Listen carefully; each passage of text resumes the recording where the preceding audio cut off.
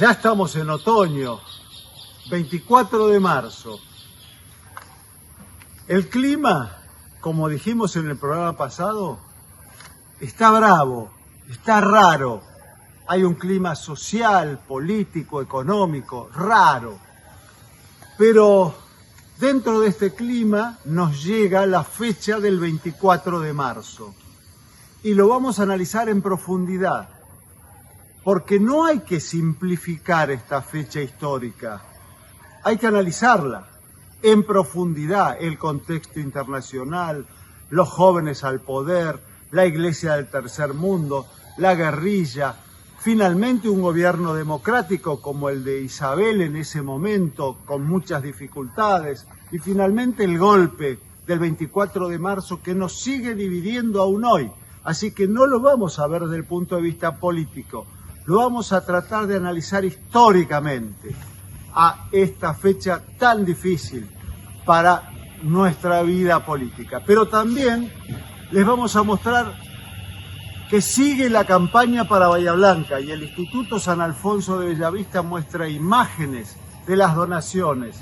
Vamos a ver un fragmento del Zorro, esta serie que sigue vigente, que la ven los jóvenes y que refleja la realidad, en este caso los infiltrados. También vamos a ver un reconocimiento que le hacen a Casa Raúl de Tortuguitas por los 60 años. Lo reconocen, reconocen la continuidad comercial. Y vamos a ver imágenes del empate de San Miguel, 1-1 con Arsenal de Sarandí. Así que vamos a lo bueno. A nosotros nos gusta mucho cuando un negocio, un comercio, pasa de generación en generación. Lo destacamos siempre. Hay grandes ejemplos de familias que se han dedicado al comercio y algunos ya superaron los 100 años. En el caso, en San Miguel hay muchísimas familias tradicionales del comercio. Los Trigini, en Bellavista los Méndez, muchísimos, Novas. Ahora no me quiero meter en las familias de San Miguel porque son muchísimas. Pero en estos días encontramos una celebración que nos pareció muy interesante para compartirlas con ustedes. Es Casa Raúl de Tortuguitas. Es una joyería, una relojería que ya está en la tercera generación.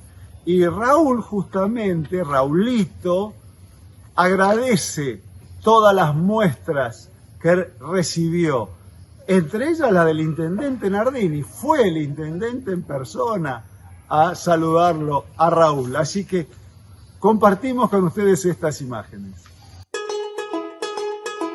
Esto empezó hace 60 años que vinieron mis abuelos de España, siguieron mamá y papá y les sigo dando para adelante lo mejor que puedo. Festejando, aparte de lo de que es el comercio, es un amigo de la familia, un amigo de toda la vida, es un mimo al corazón.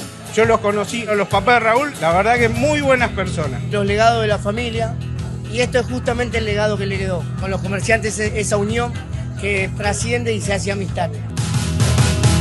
Es hermoso porque se homenajea a comerciantes que tienen 20, 30, 40, 60 años. Esta gente ha hecho Tortuguitas. Esto es mi vida. Para mí es fantástico. No esperaba tanto, sinceramente, estoy muy contento. Pensé que era algo, viste, es un reconocimiento, pero no tanto como esto. La verdad que estoy muy, muy feliz, muy contento.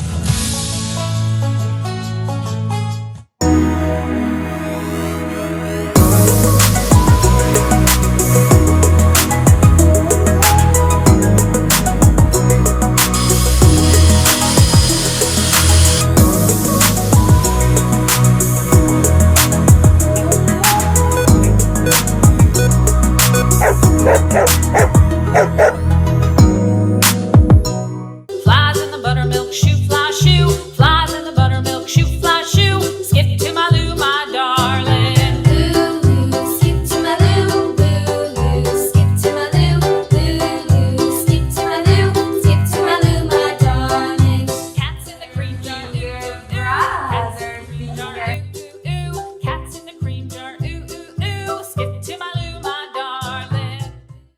todo está grabado en la memoria. Así dice la canción y es real. Porque si queremos hoy analizar en profundidad la década del 70 y el golpe del 24 de marzo del 76, tenemos para tirar para arriba. Siempre que no querramos politizar la fecha y simplificarla y decir, no, si uno está en la izquierda va a decir, esto fue una represión dictatorial manejada por los Estados Unidos, etcétera. Si uno está a la derecha, hablamos del terrorismo, de los guerrilleros, de las barbaridades que sucedieron realmente. Nosotros lo que queremos es analizar el contexto. Van a ver ustedes en los videos lo que estaba sucediendo en el mundo en ese momento, lo que estaba sucediendo en Latinoamérica, porque había vientos de cambio. Los jóvenes ya se habían soltado en el Mayo francés y era la juventud al poder, y eso no lo paraba nadie porque estaba en todo el mundo en la década del 60. La iglesia latinoamericana había sacado hasta la Biblia latinoamericana, los curas del tercer mundo, es decir, todo un viento de cambio muy fuerte. Y la Argentina tuvo su propio escenario, sus propios protagonistas. Así que no demoremos más, pongamos un espíritu científico, social, histórico para analizar esta fecha y veamos parte de lo que sucedió. Estos hechos, que sacuden la conciencia del mundo civilizado, no son, sin embargo, los que mayores sufrimientos han traído al pueblo argentino, ni las peores violaciones de los derechos humanos en que ustedes incurren. En la política económica de ese gobierno debe buscarse no solo la explicación de sus crímenes, sino una atrocidad mayor que castiga a millones de seres humanos con la miseria planificada.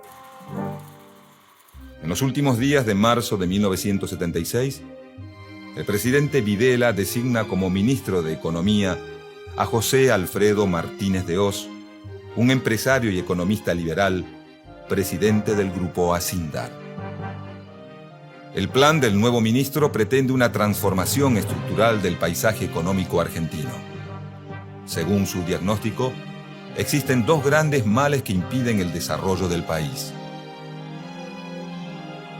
Una clase obrera demasiado fuerte, indisciplinada y demandante, y una industria nacional ineficiente, basada en el mercado interno y dependiente del subsidio estatal. La estrategia de Martínez de Hoz apunta a disciplinar al movimiento obrero, en especial a los sindicatos, y a abrir la economía argentina al comercio exterior, aunque esto perjudique seriamente a la industria nacional. Se abre, señores, un nuevo capítulo en la historia económica argentina. Hemos dado vuelta una hoja del intervencionismo estatizante y agobiante de la actividad económica para dar paso a la liberación de las fuerzas productivas. Con el fin de frenar la inflación heredada del gobierno anterior, el nuevo ministro congela los salarios por un periodo de 3 meses. Esta medida, aplicada en un contexto de alta inflación, provoca una brutal pérdida del poder adquisitivo de los sectores trabajadores. Como segunda medida, el ministro achica las restricciones que limitan la entrada de productos y de servicios provenientes del exterior que comienzan a competir en situación de igualdad con la producción nacional. Antes la competencia era insuficiente. Teníamos productos buenos, pero muchas veces el consumidor debía conformarse con lo que había sin poder comparar. Ahora tiene para elegir, además de los productos nacionales, los importados. A mediados de 1977, Martínez de Hoz introduce un cambio sustancial en la estructura económica argentina: la reforma financiera. Para lograr una mayor disponibilidad de divisas, El Estado Nacional libera las tasas de interés de los bancos y elimina progresivamente las restricciones a los movimientos de capitales del exterior. Estos capitales, en lugar de destinarse a la producción, se vuelcan rápidamente hacia la especulación financiera. A partir de 1977, empresas privadas, pequeños comerciantes y hasta ciudadanos comunes se vuelcan al juego de la especulación, que produce abundantes ganancias a corto plazo, pero que tiene un efecto negativo sobre la estructura productiva del país. El espectáculo de una bolsa de comercio, donde en una semana ha sido posible para algunos ganar sin trabajar el 100 y el 200%, donde hay empresas que de la noche a la mañana duplicaron su capital sin producir más que antes. La rueda loca de la especulación en dólares, letras, valores ajustables, la usura simple que ya calcula el interés por hora, son hechos bien curiosos bajo un gobierno que venía a acabar con el festín de los corruptos. Basta andar unas horas por el Gran Buenos Aires para comprobar la rapidez con que semejante política la convierte en una villa miseria de 10 millones de habitantes. Ciudades a media luz, barrios enteros sin agua, porque las industrias monopólicas saquean las napas subterráneas.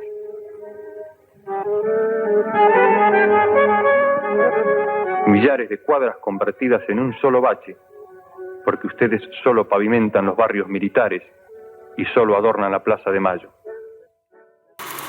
Para fines de 1978, el éxito deportivo de la selección nacional, sumado al furor de la especulación financiera, la famosa plata dulce, generan una ola de confianza y aprobación hacia las políticas del gobierno. En este contexto, el ministro Martínez de Hoz decide redoblar su apuesta económica. En el mes de diciembre, el gobierno reduce drásticamente los aranceles a las importaciones. En cuestión de meses, el país se ve invadido por una ola de productos extranjeros. Para la misma época, el ministro pone en marcha una reforma en el sistema cambiario que establece una disminución progresiva y programada del precio del dólar. Levantar el techo. Veamos. ¡El techo, por favor!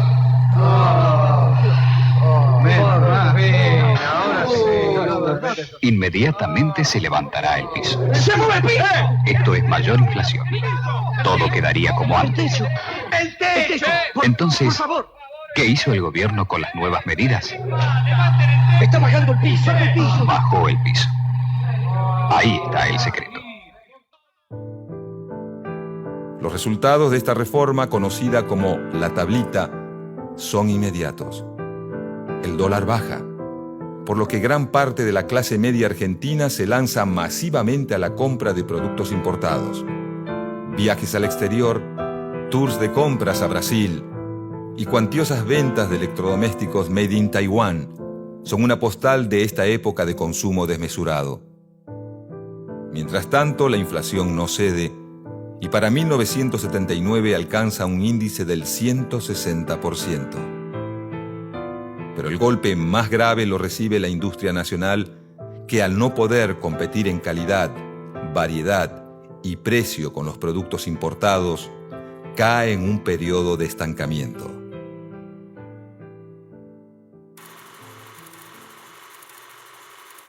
Llegada la década de los 80, la pequeña y mediana industria atraviesa una crisis terminal. Con la economía dolarizada, muchos empresarios se ven obligados a cerrar sus fábricas.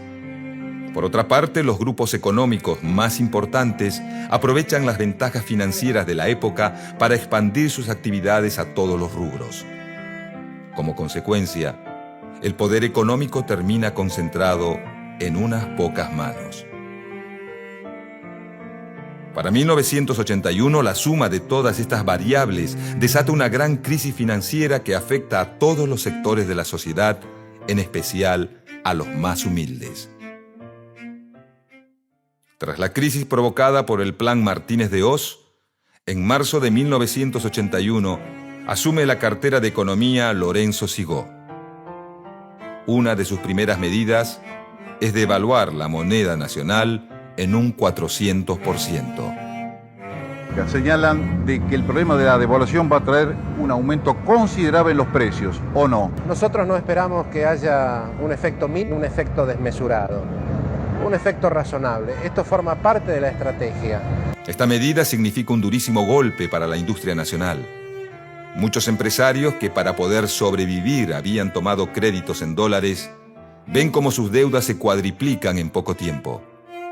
Si bien para los grandes grupos económicos la situación es complicada, pronto reciben la ayuda del Estado. En julio de 1982 es designado al frente del Banco Central Domingo Felipe Cavallo. Una de sus primeras medidas implica asumir como pública las deudas privadas de las grandes empresas. A esta nacionalización de la deuda privada se suma un cambio en las políticas del Fondo Monetario Internacional y la Banca Mundial, que dejan de ofrecer préstamos baratos a los países latinoamericanos. Durante los años de la dictadura, la deuda externa argentina se multiplica por 6. Dictada por el Fondo Monetario Internacional, según una receta que se aplica indistintamente al Zaire o a Chile, a Uruguay o a Indonesia, la política económica de esa junta solo reconoce como beneficiarios a la vieja oligarquía especuladora y a un grupo selecto de monopolios internacionales encabezados por la ITT, la ESO, las automotrices, la US Steel, la Siemens, al que están ligados personalmente el ministro. Para fines de 1982, la imagen de la dictadura militar está completamente deteriorada.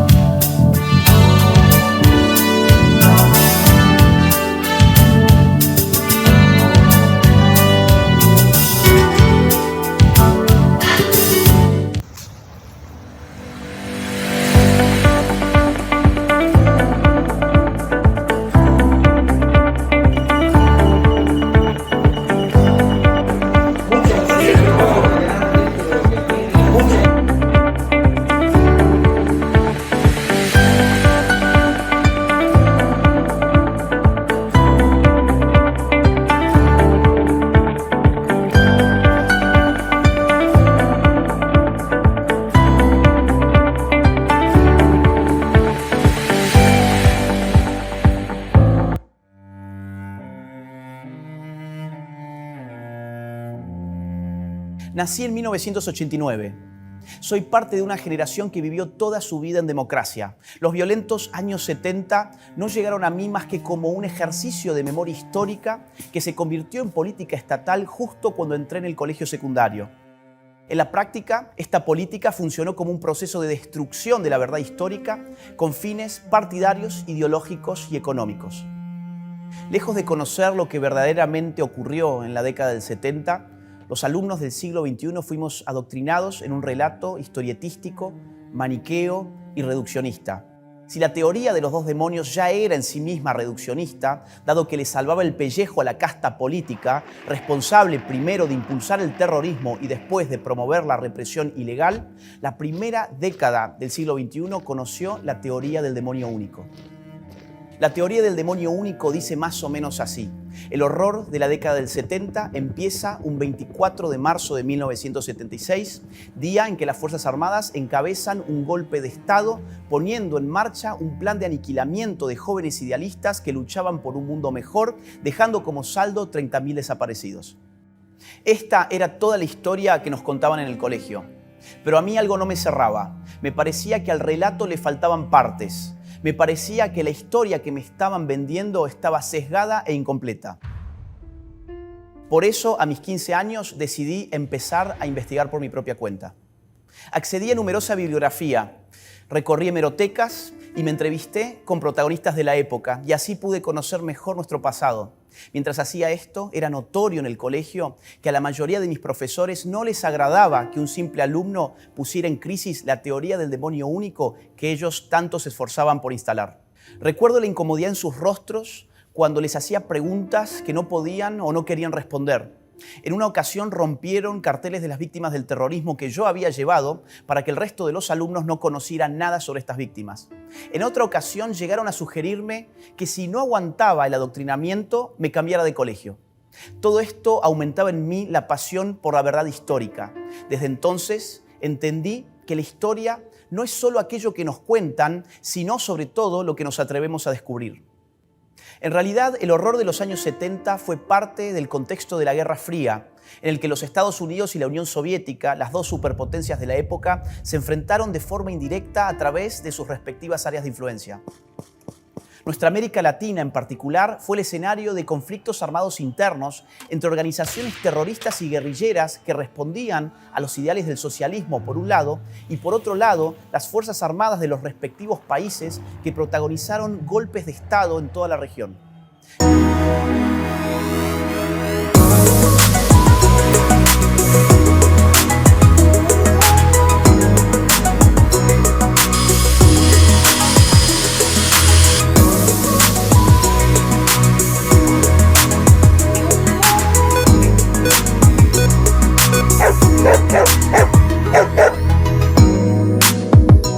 Industria del Partido de San Miguel, desde 1933, trabajando por el desarrollo local.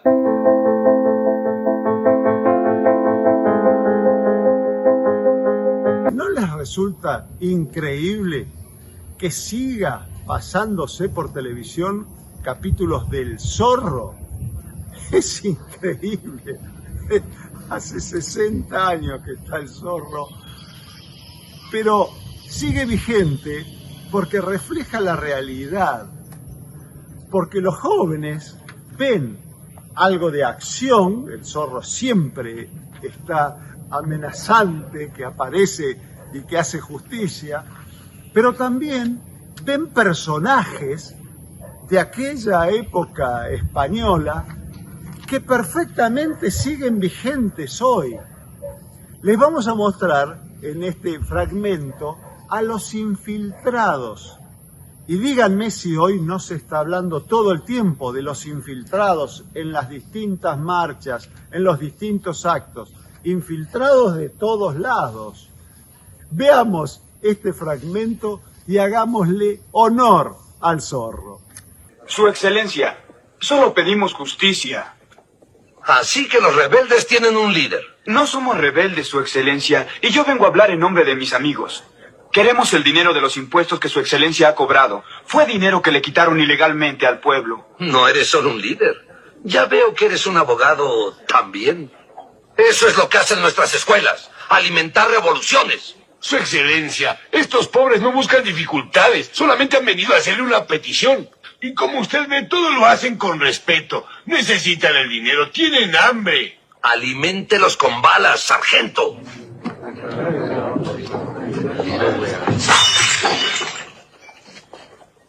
Sargento, cumpla con su deber. ¿Disparo, sargento? ¡Que dispare! Sargento, se han escapado todos. Pero, señor magistrado, usted me dijo que los dispersara y mire, no quedó ninguno. ¿No se da cuenta que por poco me matan, sargento? Excelencia, una piedra de ese tamaño no mata. Pues si puedo encontrarla, sargento, le prometo que voy a incrustársela a usted en la cabeza. Sí.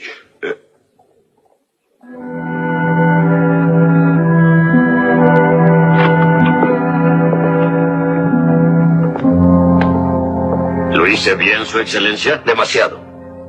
Casi me tocas.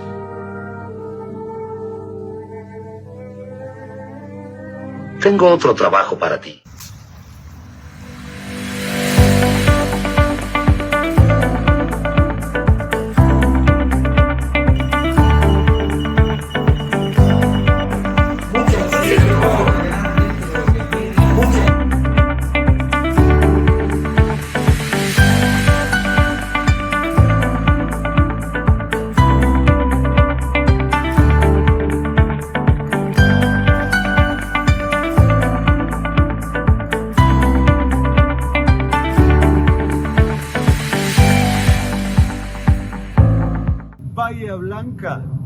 nos sigue necesitando.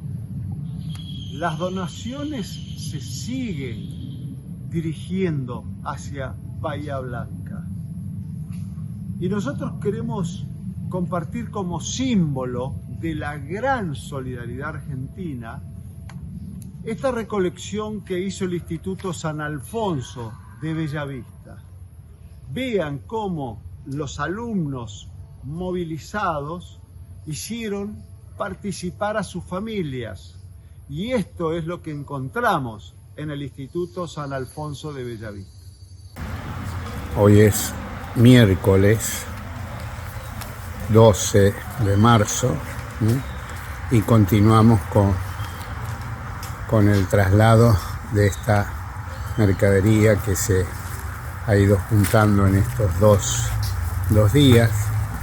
Ya está próximo a llegar el camión que los chicos van a cargar con toda esta mercadería que han donado los padres, los vecinos, los docentes, todas personas que en forma solidaria se han acercado al colegio para dejar esta primer carga que se va a realizar en un ratito más, y se va a llevar todo esto al Club San Miguel y desde allí directamente para que sean cargados en distintos transportes para que lleguen directamente a Bahía Blanca. Esta campaña acá va a continuar durante 2 semanas más y bueno, nada, llevaremos a distintos clubes para que ellos se encarguen de la parte de transporte hacia Bahía Blanca.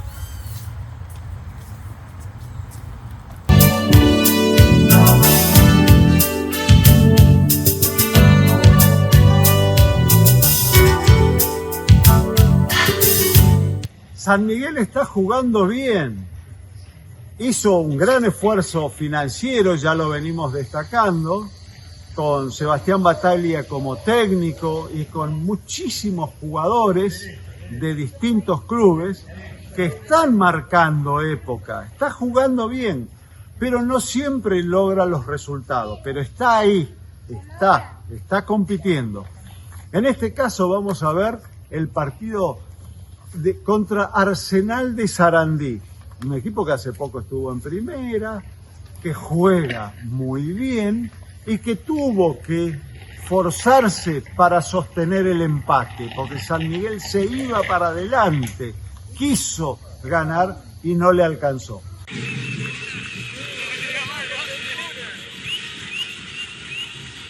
El barrio, ni un tranco de pollo. A lo Cuti anoche. Abierto Sabatini, Fernández. Por adentro espera Clusenar, domina Fernández. Soltó para Lucero, viene para Clusenar. Mano a mano, tiene el primero Clusenar. ¡Zapa! ¡Zapa! Definió como sintiéndose...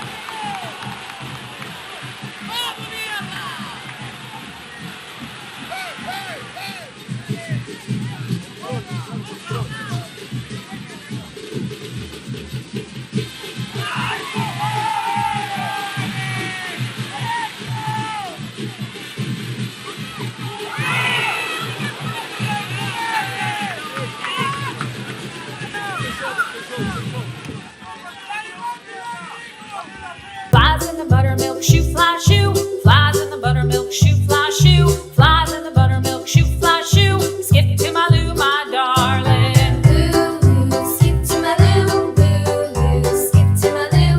Lou, skip to my Lou. Skip to my Lou, my darling. Cats in the cream jar. Cats in the cream jar. Cats in the cream jar. Skip to my Lou, my darling.